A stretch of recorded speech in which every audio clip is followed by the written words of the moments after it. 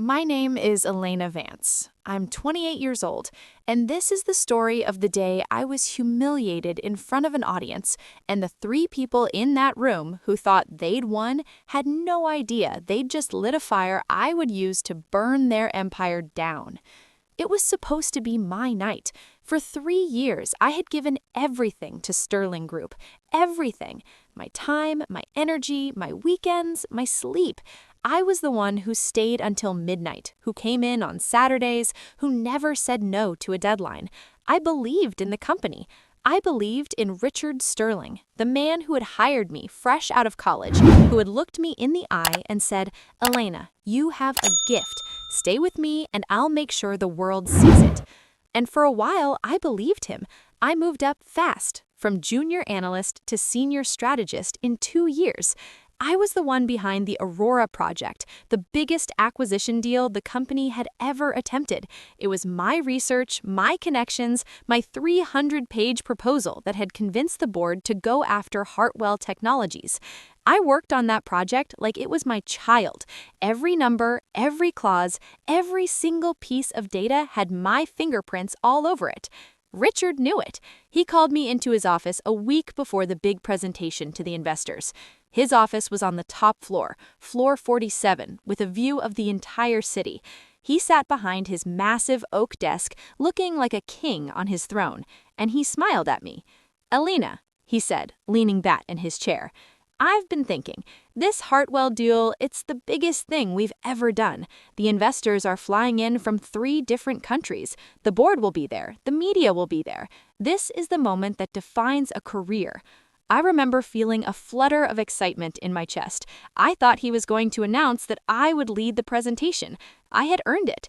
Everyone in the office knew it. My team knew it. I had spent months preparing for this moment. He paused, looking at me with those gray eyes that had always seemed so wise, so trustworthy. "I'll be presenting it myself," he said. The flutter in my chest stopped. It didn't just stop, it froze. I blinked, waiting for the rest. Maybe he meant we would co-present. Maybe he meant he would introduce it and then I would take over. But he just kept smiling. "You understand, don't you? The investors want to see the face of the company. They want to know that the man at the helm is in control. You'll be there, of course, right in the front row. And after the deal closes, I'll make sure everyone knows how instrumental you were." I didn't say anything. I couldn't. The words felt like they were stuck somewhere between my throat and my chest, tangled up with the disappointment I refused to let him see. I nodded. I smiled. I said, "Of course, Richard, whatever you need." He stood up and walked around the desk, putting a hand on my shoulder. "That's why I love you, Elena. You're a team player. Loyal. That's rare these days." I walked out of that office feeling hollow, but I told myself it was fine. I told myself that this was just how the corporate world worked. The boss took the credit, the employees did the work. It wasn't fair, but it was normal. I could accept it, as long as I was still moving forward. The days leading up to the presentation were chaos. I was the one making sure every slide was perfect. I was the one rehearsing with Richard until midnight, feeding him the lines, the data points, the strategic arguments. I was the one standing in the back of the conference room while he practiced his delivery, nodding and giving feedback. He took my notes. He used my phrases. He presented my work as if it were his own. And I let him, because I believed that loyalty would be rewarded. I believed that Richard was a man of his word. I believed that after the deal closed, he would publicly acknowledge my contribution. I believed that my time was coming. The night of the presentation arrived. It was held in the grand ballroom of the Sterling Tower, a glass and steel monument to corporate ambition. The room was filled with 200 people, investors in tailored suits, board members with stern expressions, journalists with cameras. Champagne glasses clinked, expensive perfume hung in the air. I was sitting in the front row, just like Richard had promised. To my left was my fiancé, Marcus. He was handsome in his navy suit, his hand resting on mine, giving me a reassuring squeeze. To my right was my best friend, Sophia. She had been my roommate in college, my confidant, the person I told everything to. She worked in the legal department at Sterling Group, a position I had helped her get. They were both there to support me, or so I thought. The lights dimmed. A spotlight hit the center of the stage. Richard walked out with the confidence of a man who had never known failure. He was tall, silver-haired, charismatic. The room fell silent. He began to speak. His voice was smooth, practiced. He talked about vision, about innovation, about the future of the industry.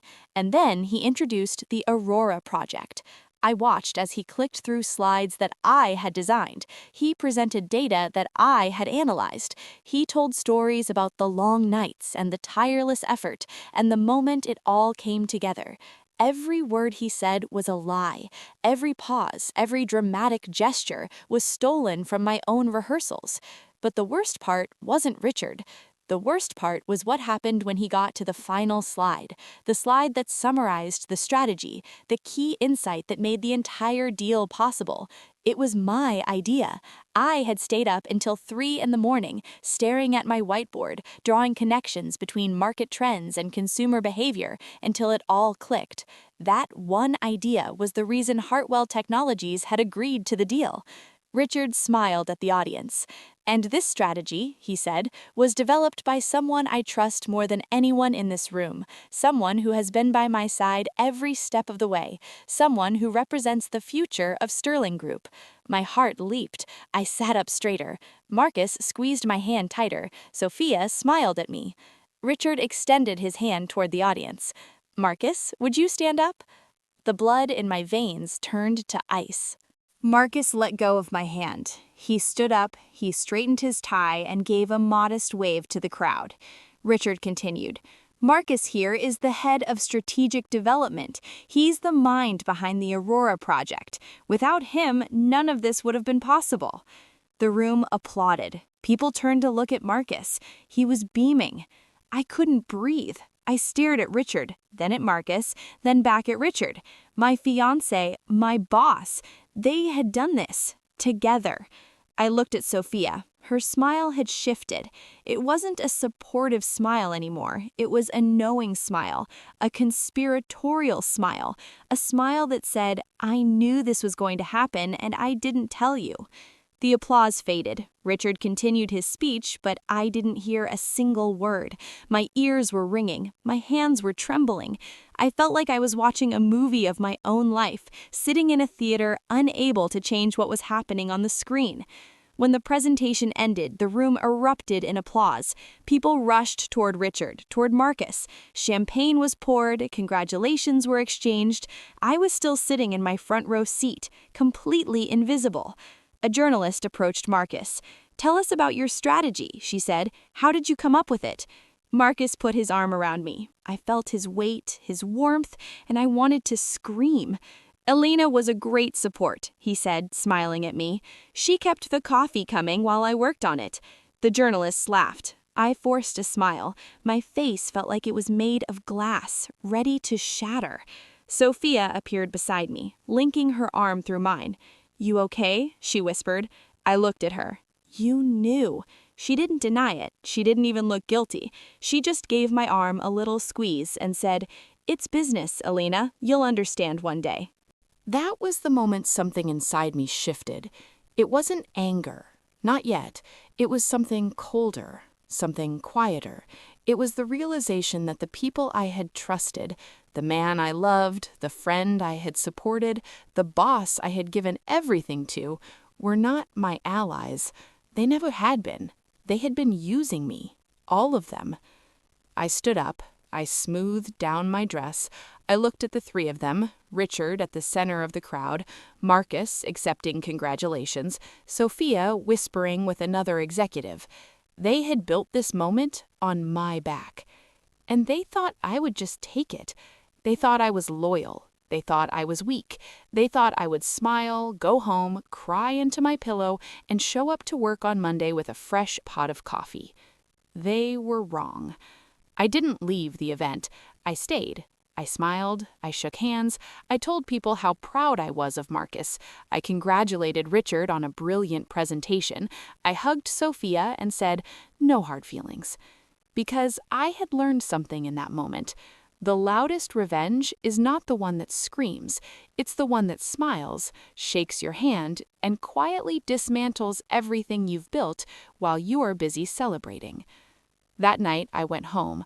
Marcus was still riding the high of his stolen glory. He poured himself a glass of whiskey and sat on the couch, scrolling through messages from colleagues and investors. "Can you believe it?" he said, grinning. "This is going to change everything for us. The promotion, the money. We're set, Elena. We're finally set." I sat down across from him. I looked at his face, the face I had planned to wake up next to for the rest of my life, and I realized I didn't know him at all. "Marcus," I said, my voice calm, "the strategy you presented tonight, the one Richard said you came up with."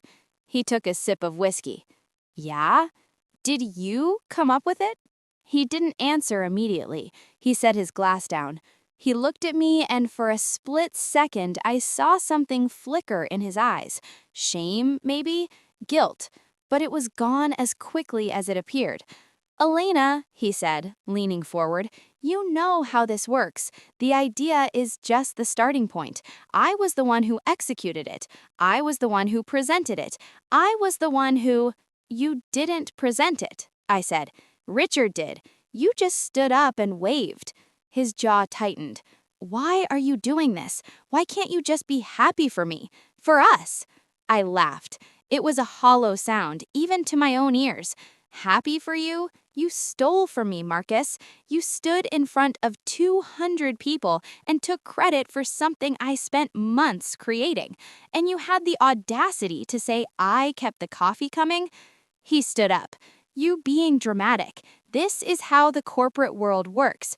No one cares who had the idea. They care who's in the room when the deal closes.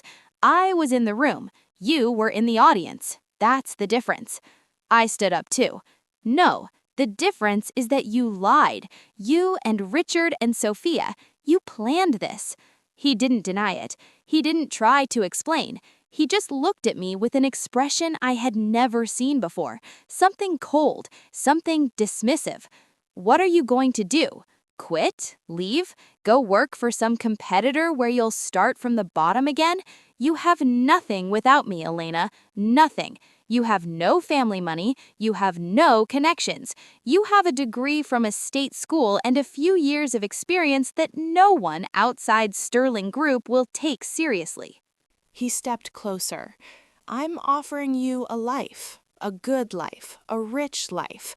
All you have to do is keep doing what you've always done. Stay in the background, be supportive. And in a few years, when I'm a vice president, you'll be glad you didn't make a scene tonight." I stared at him. This man, this stranger in my fiancé's body, was giving me an ultimatum: accept my role as his silent, invisible assistant or lose everything. I should have walked out that night. I should have packed a bag and left. But I didn't, because I realized something in that moment. If I left, I would be the bitter ex-girlfriend, the jealous colleague, the woman who couldn't handle the pressure. Richard would make sure of it. He had the power to destroy my reputation with a single phone call. And Marcus would tell everyone I was unstable, emotional, unable to handle the realities of corporate life. So I did the only thing I could do. I stayed. I smiled. I played the role of the supportive fiancé, and I started to plan. The week after the presentation was surreal. Marcus was everywhere. His face was in the company newsletter. His quotes were in industry publications. Richard had given him a corner office with a view, the same view I used to admire from Richard's office when we worked late together. Now I was sitting in my cramped cubicle on the 32nd floor, listening to my colleagues congratulate Marcus on his success. "You must be so proud of him," one of them said to me in the break room. I smiled. Incredibly proud. The lies tasted bitter on my tongue, but I swallowed them. I had to, because the plan I was forming required patience. It required me to be invisible, to be forgettable, to be exactly what they wanted me to be. The quiet, loyal, hard-working woman who kept the coffee coming while the men made history. But here's the thing about making someone invisible. When you spend enough time looking past them, you stop paying attention to what they're doing. You stop noticing the files they access, the connections they make, the information they quietly collect. You forget that the person you've dismissed is the same person who built the project you're taking credit for. And that person knows every secret, every weakness, every lie. I started small. I began with Richard. Richard Sterling had built his empire on a foundation of carefully curated relationships. He knew everyone who mattered: senators, journalists, CEOs, foreign dignitaries. He was the kind of man who collected people like art, displaying them at galas and fundraisers, using their names to open doors. But I had been in his inner circle long enough to know that not all of those relationships were what they appeared to be. There was the senator whose campaign Richard had funded, the one who had quietly slipped a regulatory loophole into a bill that saved Sterling Group $40 million. There was the journalist who had written a glowing profile of Richard just days before his paper was set to publish an investigation into Sterling Group's labor practices. There was the board member whose son had been given a no-show job at a Sterling subsidiary after his father voted in favor of Richard's compensation package. I knew about these things because I had been the one organizing the files. I had been the one drafting the memos. I had been the one sitting in the back of the room while Richard made his calls, taking notes, nodding, being invisible. Now I started to organize that information in a different way. Not on the company servers, they were monitored. Not on my work computer, IT could track everything. I used an old laptop I kept at home, the one Marcus didn't know about. I created encrypted folders. I built timelines. I connected the dots. It took weeks. Every night, after Marcus fell asleep, I would sit in the living room with the laptop, the screen brightness turned all the way down, my fingers moving silently over the keyboard. I collected emails, meeting notes, financial records. I cross-referenced them with public filings, with news articles, with social media posts. Piece by piece, I built a map of Richard Sterling's hidden network, the favors traded, the laws bent, the people who owed him everything. But I knew that information alone wouldn't be enough. Richard was too powerful. He had lawyers, lobbyists, a public relations machine that could spin any scandal into a story of misunderstanding or fake news. If I tried to expose him without a perfect plan, he would destroy me, and Marcus would help him. They were already working together after all. I needed something more. I needed a lever. A point of pressure so precise, so undeniable that even Richard Sterling couldn't escape it. That's when I started watching Marcus more closely. He was so confident now. The corner office, the increased salary, the invitations to exclusive events. He had what he wanted: recognition, status, power. But I knew Marcus. I knew his flaws, his insecurities, his appetites. We had been together for 4 years. I knew that he was brilliant in some ways and reckless in others, and I knew that his ambition, now that it had been fed, would never be satisfied. He wanted more. He wanted to be the one running the show, not just Richard's favorite. And in his arrogance, he was making mistakes. It started with small things. He would come home late, smelling of expensive whiskey, talking about the real money that was hidden in the company's offshore accounts. He would make calls in the other room, his voice low, but I could hear enough. He was negotiating something, a side deal, a partnership, something that Richard didn't know about. One night, he left his briefcase open in the study. I had never gone through his things before. I had always respected his privacy. But that was before he stole my work and called me a coffee girl in front of 200 people. I waited until he was in the shower. Then I went into the study. The briefcase was on his desk, the latch undone. Inside, there was a folder. I opened it. It was a proposal, a detailed 30-page proposal for a new company. Marcus was planning to leave Sterling Group. He was taking key clients, proprietary data, and at least 2 other senior executives with him. He was going to start his own firm, funded by investors he had been cultivating for months. And the centerpiece of his new company? The Aurora Project. My project. The strategy he had stolen from me. He was going to use it as the foundation for his own empire. I stood there in the dim light of the study, the folder in my hands, and I felt something I hadn't felt in weeks. Clarity. Marcus wasn't just a thief. He was a traitor. He was planning to gut Sterling Group from the inside, take everything of value, and leave Richard to deal with the wreckage. And he was going to do it using the work he had stolen from me.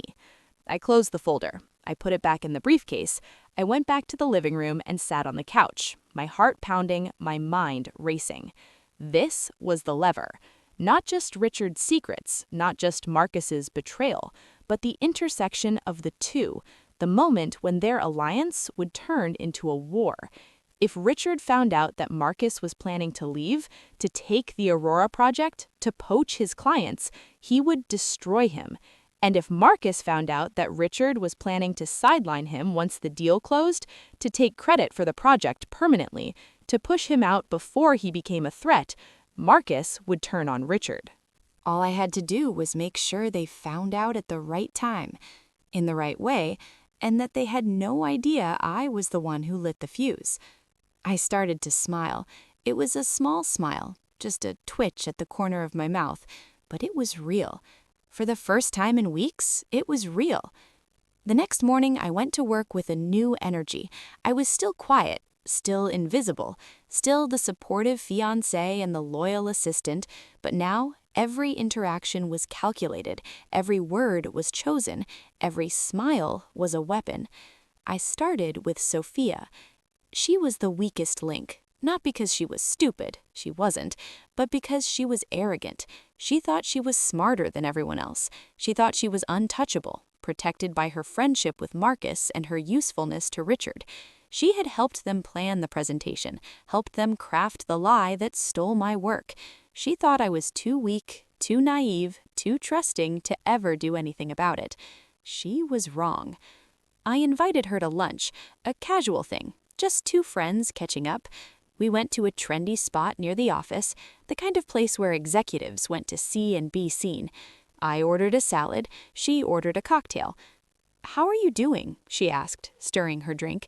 "Really?" I shrugged. "I'm fine. It's been an adjustment, that's all." She nodded, her eyes scanning my face for signs of weakness.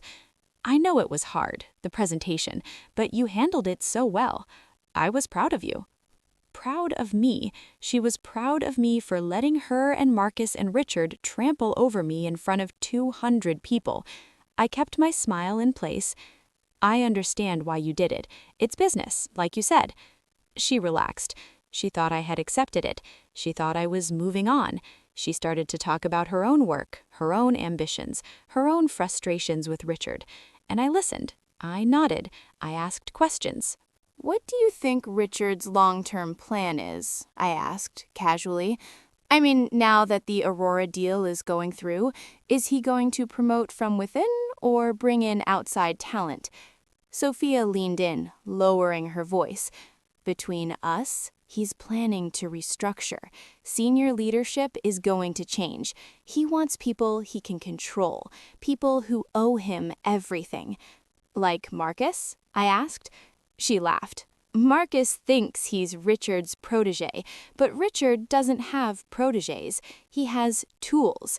Once Marcus has served his purpose, Richard will put him in a position where he's useful but not powerful, a vice presidency with a nice title and no real authority. Marcus doesn't see it coming." I filed that information away.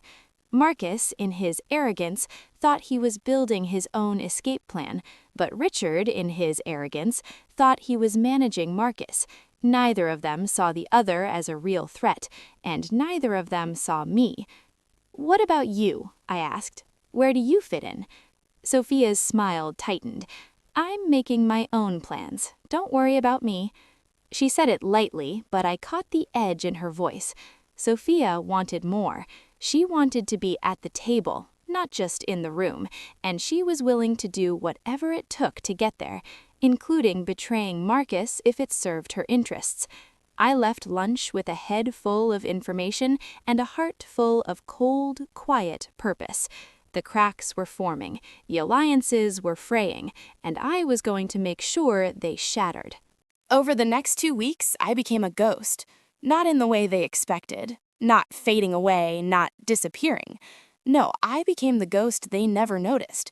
The one who moved through their world collecting pieces they didn't know they were leaving behind. I started with the financial records. Marcus had always been careless with money.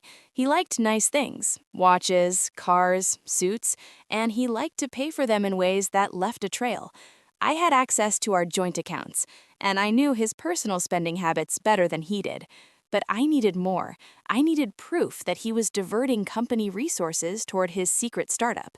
The answer was in the expense reports. Marcus submitted expense reports every month. As a senior executive, he had a corporate credit card with a high limit and minimal oversight. Richard trusted him, or at least he trusted him enough not to look too closely. But I had access to the expense system. I had been the one who set it up, years ago, when I was still in operations. I knew how to search it, how to filter it, how to find the patterns that most people missed.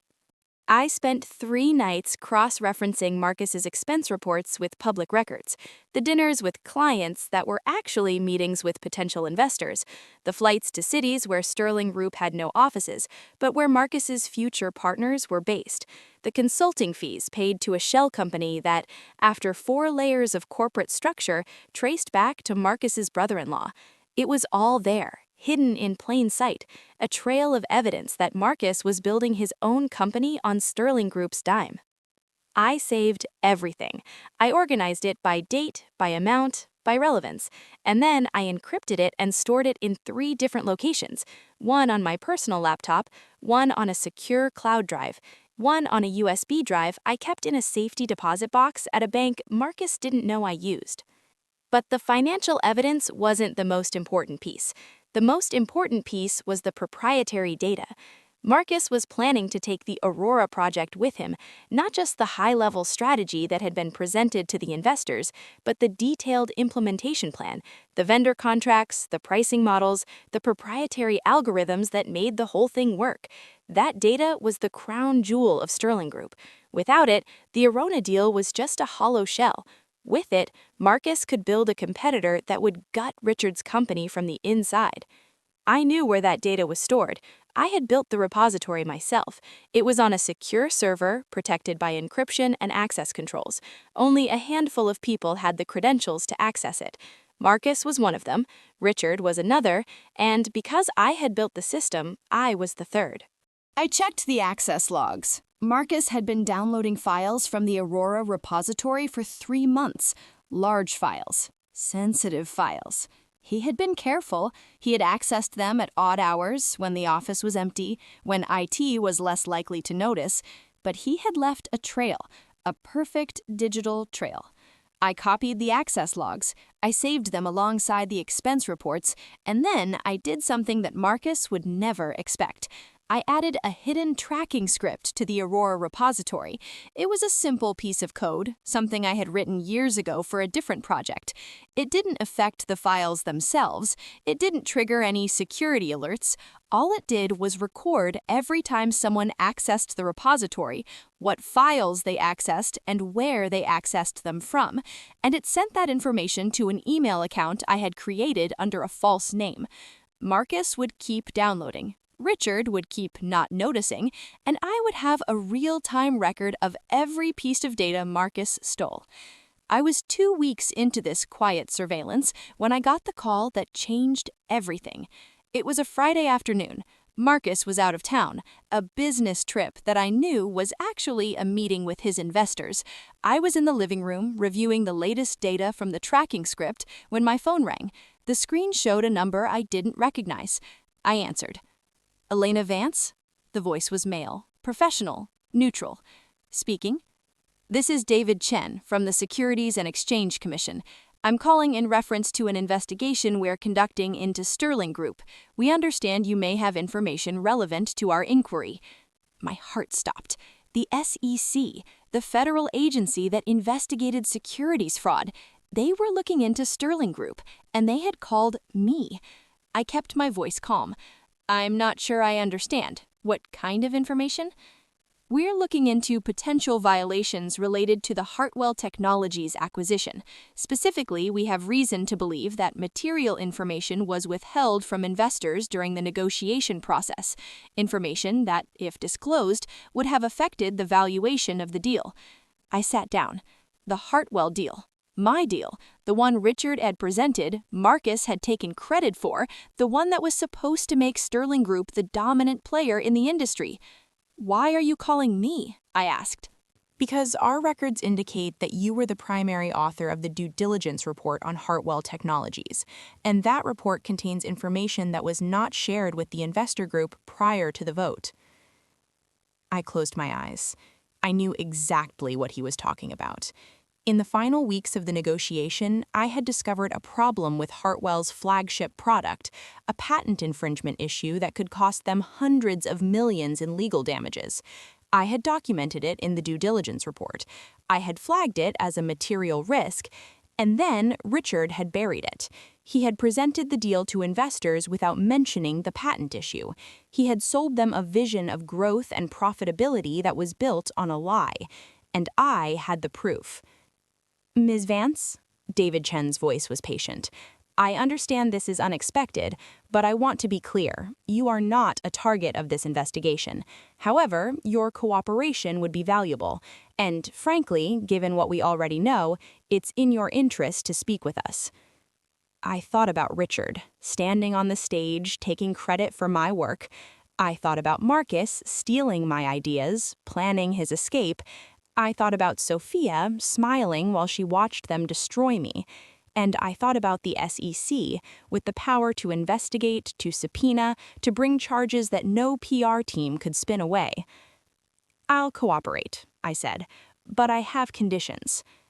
David Chen was quiet for a moment. What conditions? I want to be protected from retaliation.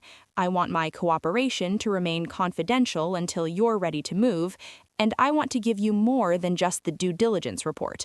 I want to give you everything. Everything?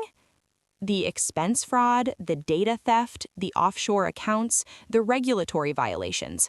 I have documentation on all of it, enough to build a case that goes far beyond the Hartwell deal. Another pause.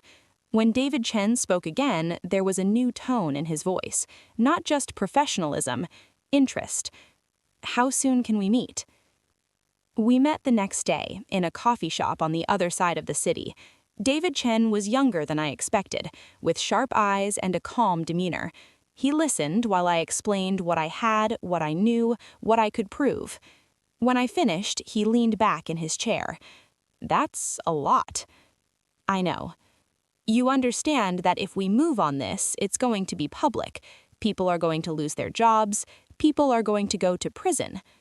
I understand. And you understand that Richard Sterling has resources, lawyers, political connections. He's not going to go down without a fight. I looked at him.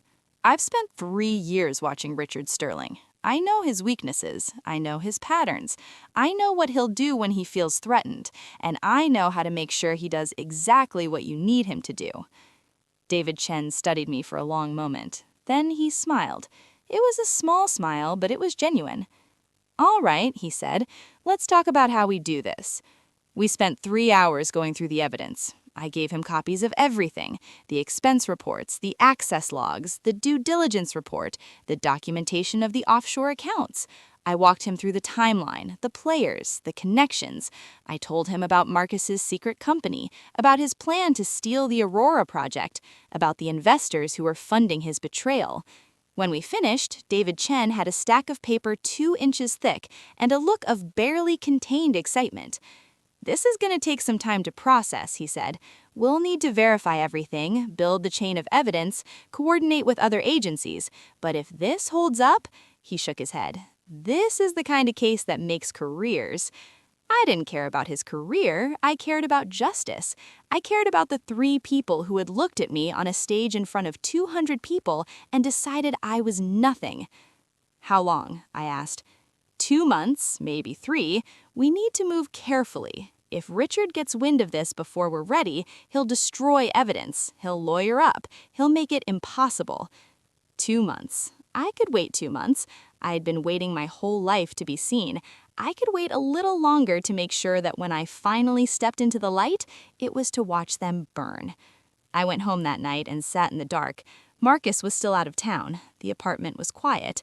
I thought about the life I had planned, the wedding, the house in the suburbs, the children. I thought about the woman I had been, the one who believed in loyalty, who trusted the people she loved, who thought that hard work and integrity would always win in the end. That woman was gone. In her place was someone new, someone patient, someone dangerous. I opened my laptop. I looked at the files, the evidence, the trap I was building, and I smiled. The first domino had fallen. The rest would follow. The weeks that followed were the strangest of my life. On the surface, everything was normal. I went to work, I smiled at my colleagues, I made coffee for Marcus in the morning and listened to him talk about his plans for our future. I attended dinner parties with Richard and his wife, laughing at their jokes, complimenting their home, pretending that I wasn't feeding a dossier on them to federal investigators. But underneath that surface, I was living a double life. Every Tuesday, I met with David Chen. Sometimes it was the coffee shop. Sometimes it was a park bench. Sometimes it was his car, parked in a quiet neighborhood where no one would recognize us. We went over new evidence. We refined the timeline. We discussed strategy. David was good at his job. Patient, meticulous, careful. He had a team of analysts working on the case, cross-referencing my documents with bank records, phone logs, and internal company communications they had obtained through subpoenas. Every week, the picture got clearer. Every week, the case got stronger. But the most important development wasn't the evidence. It was the fractures in Richard's empire. Marcus was getting nervous. His secret startup was further along than I had realized. He had already signed leases for office space, hired a small team of engineers, and secured commitments from 3 major investors. He was planning to resign in 6 weeks, just before the Aurora deal closed, taking the data and the clients with him. But Richard was getting nervous too. He had started asking questions about Marcus's travel expenses. He had noticed the consulting fees paid to the shell company. He hadn't connected the dots yet, but he was suspicious, and Richard's suspicion was a dangerous thing. One night, Marcus came home later than usual. His face was pale, his hands shaking. He poured himself a drink, his third by the smell of it, and sat on the couch without saying a word. "What's wrong?" I asked, sitting beside him. He stared at the glass in his hands. "Richard asked me about the Austin trip." My heart quickened, but my face remained calm. "The Austin trip?" "The one I took last month. He asked who I met with, why I was there. He said the expense report was flagged by accounting." I kept my voice neutral. "What did you tell him?" "I told him it was a site visit, potential acquisition target. He didn't believe me. He said he checked with the real estate team and they had no record of any property tours in Austin." Marcus drained his glass. "He knows something, Elena. I don't know what he knows, but he knows something." This was the moment I had been waiting for. Richard was suspicious. Marcus was scared. The alliance between them was cracking. All I had to do was give it a little push. "Maybe you should tell him the truth," I said. Marcus laughed bitterly. "Tell him I'm leaving? Tell him I'm taking the Aurora project? He'd destroy me."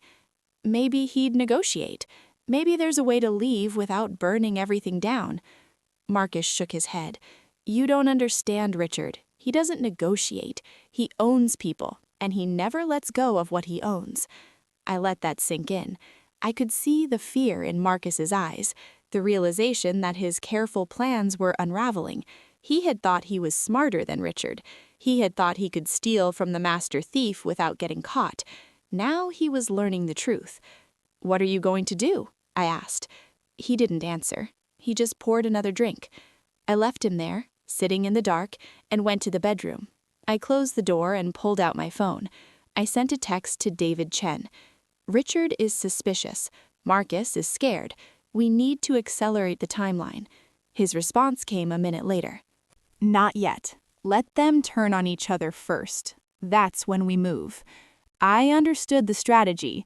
Richard and Marcus were both arrogant, both paranoid, both convinced that the other was the enemy. If I pushed them too soon, they might unite against a common threat, the SEC investigation. But if I let their mutual suspicion grow, if I let them destroy each other first, then, when the hammer fell, they would be too busy fighting to run. So I waited, and I watched. The next few days were tense. Marcus stopped talking about his plans. He stopped making calls in the other room. He was hiding, retreating, trying to figure out how much Richard knew and how to protect himself. But he was making a mistake. In his fear, he was becoming careless. I found the email by accident. Marcus had left his laptop open while he was in the shower, something he never did. I sat down at his desk and scrolled through his inbox. Most of it was routine, but there was one message that caught my eye. It was from an address I didn't recognize, with a subject line that made my pulse race. Proposal, Sterling Group Acquisition. I opened it. It was a term sheet, a detailed 14-page term sheet for the acquisition of Sterling Group by a private equity firm based in London. The numbers were staggering, an offer that valued the company at nearly twice its market price. And at the bottom of the document, written in careful legal language, was a clause that would give Marcus controlling interest in the combined entity. Marcus wasn't just leaving Sterling Group, he was taking it over. He had found a buyer, a firm that was willing to fund a hostile takeover, using Marcus as his inside man. If the deal went through, Marcus would own Richard's company. He would own everything Richard had built, and he would do it using the stolen data, the stolen project, the stolen work that should have been mine. I closed the laptop. My hands were shaking, but not from fear, from anger, from the sheer audacity of what Marcus was planning. I went back to the bedroom. Marcus was out of the shower, drying his hair with a towel. He looked at me, and for a moment I saw a flicker of guilt in his eyes. "Everything okay?" he asked. "Fine, just tired." He nodded. He didn't know that I had seen the email. He didn't know that I had spent the last hour rewriting my own plans, adjusting them to account for this new development. He didn't know that the trap I was building had just gotten 10 times bigger. That night, I called David Chen. I told him about the term sheet.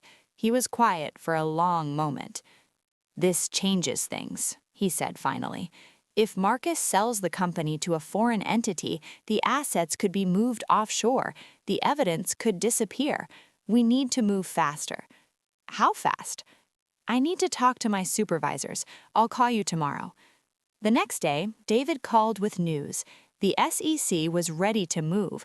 They had enough evidence to file charges against Richard Sterling for securities fraud, against Marcus for embezzlement and theft of trade secrets, and against Sophia for conspiracy and obstruction. The FBI was getting involved. The theft of proprietary data crossed into their jurisdiction, and the IRS was looking at the offshore accounts. But there was a catch. The London private equity firm was moving quickly. They had already begun due diligence on Sterling Group. If they completed their review before the charges were filed, the acquisition could go through, and the key evidence could be transferred to a jurisdiction where U.S. authorities had limited reach. "We have 2 weeks," David said, "maybe less." 2 weeks. I had spent months building this case, and now everything came down to 14 days. "What do you need from me?" I asked. "Keep doing what you're doing. Watch them. Document everything. And when the time comes, we'll need you to testify, in front of a grand jury if necessary." I agreed, but I knew that watching wasn't enough. I needed to make sure that when the moment came, Richard, Marcus, and Sophia were exactly where the authorities could reach them. No escape, no last-minute flights to countries without extradition treaties, no hidden accounts that could fund a life in exile. I started with Sophia. She was the easiest to manipulate. She wanted power, and she was willing to trade anything to get it. I just had to make her think that Marcus was the obstacle to her ambition. We had lunch again, a week after the term sheet arrived. Sophia was in a good mood. She had just been promoted to senior counsel, a title she had been chasing for years. But I could see the hunger in her eyes. She wanted more. "How are things with Marcus?" she asked, stirring her coffee. "Complicated," I said. "He's been distracted lately. Secretive." "Secretive how?" I hesitated, playing the role of the worried fiancé. "I don't know. He's been taking a lot of trips, making calls in the other room. I found some papers on his desk, something about a company in London." Sophia's expression shifted. Interest, wariness, greed. "What kind of company?" I shrugged. "I don't know. I didn't want to pry. But I'm worried about him, about us. I feel like he's keeping something from me." Sophia leaned forward. "Elena, listen to me. If Marcus is involved with a London company without Richard's knowledge, that's a problem, a big problem. Richard needs to know. I can't tell Richard. Marcus would never forgive me. Then let me handle it. I'll find out what's going on. If it's nothing, no harm done. If it's something," she paused. "You want to protect Marcus, right? Sometimes protecting someone means telling them the truth, even when it's hard." I nodded, my face a mask of gratitude and concern. "You do that for me?" Sophia smiled. It was the same smile she had worn the night of the presentation, the smile that said she was on my side, that she cared about me, that she was my friend. "Of course," she said. "That's what friends are for." She had no idea that I was feeding her a piece of bait that would destroy her. If she went to Richard with the information, Richard would confront Marcus. Marcus, in his fear, would accuse Sophia of spying on him. The two of them would tear each other apart, and in the chaos, neither of them would see the real threat. And when the SEC came knocking, they would be too busy fighting to run. I left lunch feeling lighter than I had in months. The trap was set, the players were in motion. All I had to do was wait for the final act. It happened on a Thursday. I was at my desk, working on a routine report, when my phone buzzed. A text from Sophia. "Call me, now." I stepped into the stairwell and dialed her number. She answered on the first ring. "It's worse than I thought," she said, her voice tight. "Marcus isn't just keeping secrets, he's planning to sell the company. He's been working with a private equity firm in London. They're going to launch a takeover bid in 2 weeks." I kept my voice calm. "How do you know?" "I found documents on his work computer, full term sheets, investor lists, a complete timeline. He's been planning this for months." I let a moment of silence pass. Then, in a trembling voice, I said, "What do I do?" "You don't do anything. I'm taking this to Richard. He needs to know what Marcus is doing." "Sophia, wait. If you tell Richard, Marcus will be fired. He'll lose everything. Maybe we can talk to him first. Give him a chance to explain." "Explain what? That he's been stealing from the company? That he's been planning to destroy everything Richard built?" Her voice was sharp. "Elena, I know you love him, but this is bigger than your relationship. This is about the future of the company, the future of everyone who works here." I pretended to hesitate. "Just give me a few hours. Let me talk to him. If he won't listen, then you do what you have to do." Sophia sighed. "Fine. But if you warn him, if you help him run, I'll make sure you go down with him." "I understand." I hung up. I stood in the stairwell for a moment, listening to the silence. Then I called Marcus. "We need to talk," I said. "Sophia knows." The panic in his voice was immediate. What does she know? Everything. The London deal, the takeover. She's going to Richard tonight if I don't stop her. Marcus was silent for a long moment. When he spoke again, his voice was cold. "Where is she now?" David was quiet for a moment. "There's something I haven't told you. We've been working with the FBI. They're investigating the London private equity firm. There are indications that the firm is a front for money laundering, Russian money specifically. If that's true, this isn't just a corporate fraud case, it's a national security issue." I felt the ground shift beneath me. I had been playing a game of chess, moving pieces on a board that I thought I understood, but the board was bigger than I had imagined. The stakes were higher. "What does that mean for me?" I asked. "It means you're not just a witness anymore. You're a potential target. If Marcus and his investors find out you've been cooperating with us, they will see you as a threat, and people who threaten Russian money don't get polite warnings." I closed my eyes.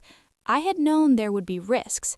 I had known that Richard, Marcus, and Sophia would try to destroy me if they found out what I was doing. But this was different. This was beyond my control. "What do I need to do?" I asked. "Keep doing what you're doing. Stay close to Marcus, gather as much information as you can about the London firm, and when I tell you to leave, you leave immediately. No packing, no goodbyes. Just go." I agreed, but even as I said the words, I knew that staying close to Marcus was the most dangerous thing I could do. He was paranoid now, suspicious of everyone. If he found out about my meetings with the SEC, about the files I had copied, about the trap I was building, he would not hesitate to destroy me. But I had come too far to turn back. I had been invisible for too long. I had been used, dismissed, betrayed. And now, finally, I had the power to change everything. I just had to survive long enough to use it. In her office. "Marcus, what are you going to do?" "I'm going to fix this. Don't worry, I'll handle it." He hung up. I walked back to my desk and sat down. My hands were steady. My breathing was calm. The dominoes were falling, exactly as I had planned. What happened next, I pieced together later from the chaos of the following days. Marcus went to Sophia's office. He confronted her. There was an argument, loud enough that people in the neighboring offices heard it. Marcus accused Sophia of spying on him, of being Richard's puppet, of trying to destroy his career. Sophia accused Marcus of treason, of theft, of using me to get close to Richard's secrets. In the middle of the argument, Marcus said something that would change everything. "You think Richard is your ally?" he shouted. "He's been using you just like he uses everyone. You think you're getting a seat at the table? He's going to fire you as soon as the Hartwell deal closes. I've seen the emails. He calls you a liability. He says you're too ambitious, too emotional, too dangerous to keep around." Sophia went pale. "You're lying." "I have the emails. I can show you." He showed her. I don't know how he got them, probably from Richard's computer during one of the late nights when Richard trusted him enough to leave him alone, but he had them, and they were devastating. Richard had been planning to fire Sophia for months. He had been documenting her mistakes, her conflicts with other executives, her unreliable behavior. He had a file on her, ready to be used when she was no longer useful to him. Sophia walked out of that meeting a changed woman. She wasn't Marcus's enemy anymore. She was Richard's. That night, she called me. Her voice was shaking. "You were right. Richard has been playing all of us. Me, Marcus, you. We're all just tools to him. And when we're done being useful, he throws us away." "What are you going to do?" I asked. "I'm going to make sure he can't do that to anyone else. I'm going to help Marcus." "Help Marcus with what?" "The takeover, the London deal. If Marcus owns the company, Richard can't fire me. I'll have protection, power, the one thing Richard can't take away." I let a beat of silence pass. Then, softly, I said, I'll help too, whatever you need. Sophia believed me. She told me everything. The timeline, the investors, the legal strategy. She thought I was on her side, that I had finally accepted that the only way to survive was to become like them. She was wrong. I was never going to become like them. I was going to make sure they paid for what they had done. And now, with Sophia and Marcus working together, with Richard in the dark, the trap was closing. I called David Chen that night. I told him about the alliance between Marcus and Sophia, about the accelerated timeline for the takeover. They're moving faster. We need to move now. We are moving. The indictments are being prepared. We'll be ready to file charges next week. Next week isn't fast enough. The takeover vote is in 10 days. If it goes through before you file, the evidence could be compromised.